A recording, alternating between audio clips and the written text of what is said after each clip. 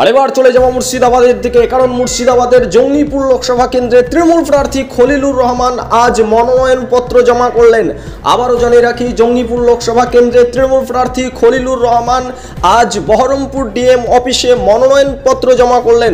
সেই ছবি দেখছেন সরাসরি সবুজ বার্তা নিউজে। কথা বলবো, বিস্তারিত জানবো, পুরো বিষয়ে নজর রাখুন। মনোনয়নপত্র জমা করলেন তৃণমূলের দুই প্রার্থী। ব্যুরো রিপোর্ট, সবুজ বার্তা নিউজ। আগামী 7ই মে মুর্শিদাবাদ এবং জঙ্গিপুর লোকসভা কেন্দ্রের ভোট। আজ থেকে শুরু হয়েছে নমিনেশন জমা।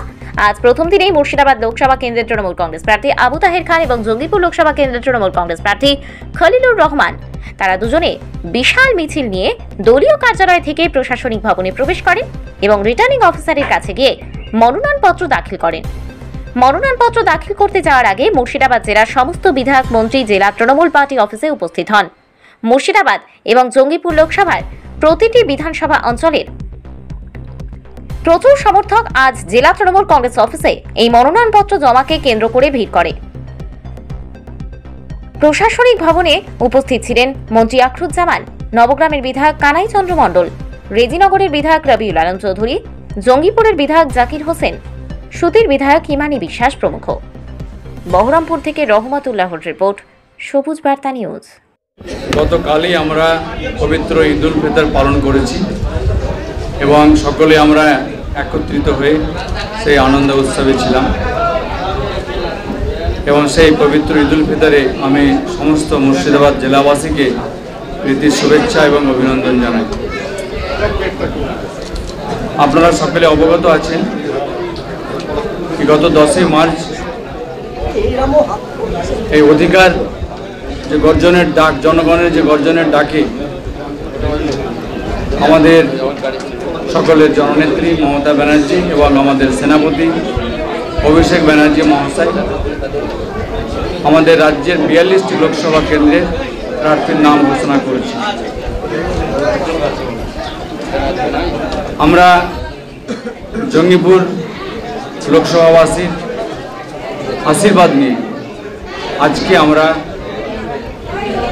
মুর্শিদাবাদ জেলা শাসকের দপ্তরে আমরা রিটার্নিং অফিসারের কাছে আমাদের মনোনয়নপত্র জমা দেওয়ার জন্য যাচ্ছি।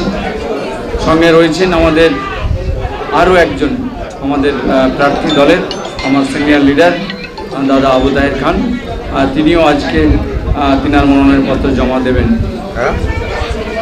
আপনাদের মাধ্যমে আমি মুর্শিদাবাদ জেলাবাসীর কাছে আমার বিনম্র নিবেদন যেভাবে বাংলার মানুষ শান্তি শৃঙ্খলা সহ যেভাবে প্রতিটি বাড়ির যে ভাবনা আমাদের নেত্রী মমতা ব্যানার্জি রয়েছে সেটাকে আরও এগিয়ে নিয়ে চলা এবং প্রতিটি পরিবারে যেন সেই উন্নয়ন অব্যাহত থাকে সেটাকে লক্ষ্য রেখে যে দুই প্রার্থীকে আপনারা আগামী দিনে যেভাবে 2019 সালে আপনারা দুহাত তুলে দোয়া, আশীর্বাদ এবং ভোট দিয়ে জয়যুক্ত করে এলাকার উন্নয়নের কাজে সামিল করিয়েছিলেন, আমি 2024-এর জন্য আমাদের এই দুই প্রার্থীর জন্য এবং আগামীতে আমাদের ইউসুফ পাঠান তিনিও নমিনেশন ফাইল করবেন, তিনারও জন্য আমার সকলের কাছে আবেদন যে 2019-এর মতো আপনারা দোয়া আশীর্বাদের মধ্যে দিয়ে আমাদের এই তিন প্রার্থীকে জয়যুক্ত করবেন।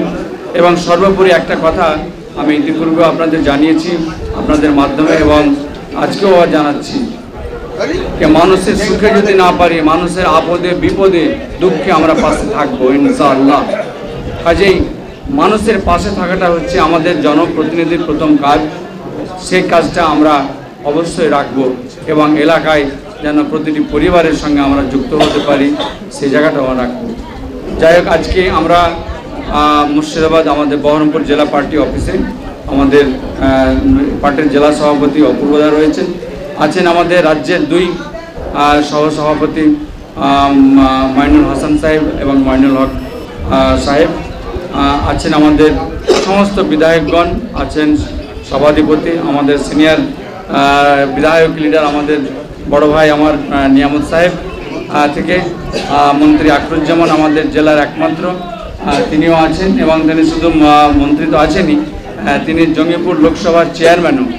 তো কাজে তিনি যেভাবে জঙ্গিপুর লোকসভাকে এগিয়ে নিয়ে যাওয়ার যে কাজ করছেন আমি ধন্যবাদ জানাই আখরুজ্জামান সাহেবকে, তিনি খুব ভালোভাবে কাজ করছেন।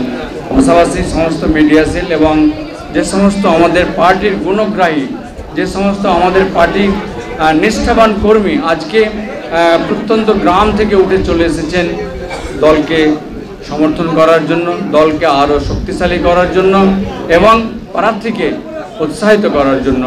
আমি এই উৎসাহ যেভাবে আপনাদের আজকে পেয়েছি, এই উৎসাহ আগামী দিনে আপনারা প্রতিটি বাড়িতে বাড়িতে মানুষকেও এরকমভাবে উৎসাহিত করবেন, এই আহ্বান রেখে আমি আমার বক্তব্য রাখছি। ধন্যবাদ। বিধানসভা সেখান থেকে আমাদের সম্মানীয় বিধায়ক সাহেব বিমলানন্দ বাবু রয়েছেন। ধন্যবাদ আপনাদের মধ্যে।